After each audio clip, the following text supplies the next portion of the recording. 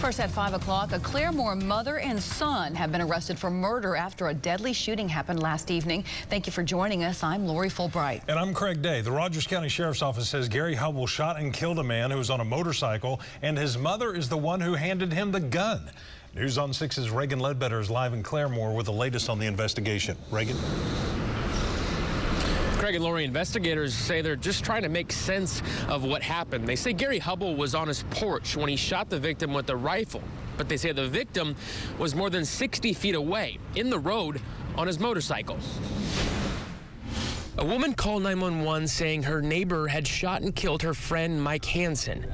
It didn't take long for deputies to arrest Gary Hubble. Suspect shoots the victim on his motorcycle, either slow rolling or he'd just come to a stop because kickstand's up on the motorcycle. Investigators say the woman who called 911 said Hubble had walked down to her house and was taking pictures of her and her friends and their license plates, then left. She said a short time later the victim got on his motorcycle and was driving past Hubble's house when she heard gunshots. Investigators say Hubble and his mother Linda O'Field said the victim parked his motorcycle in front of their house and was going to attack them. First statements out of our shooter and the mother were conflicting and didn't match the evidence that was there.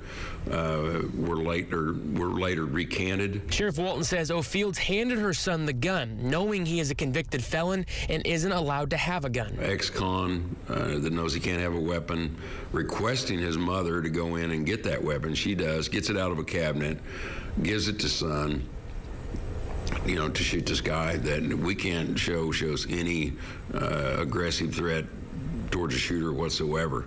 People expect these stories to be told and make sense, and unfortunately they just don't always make sense.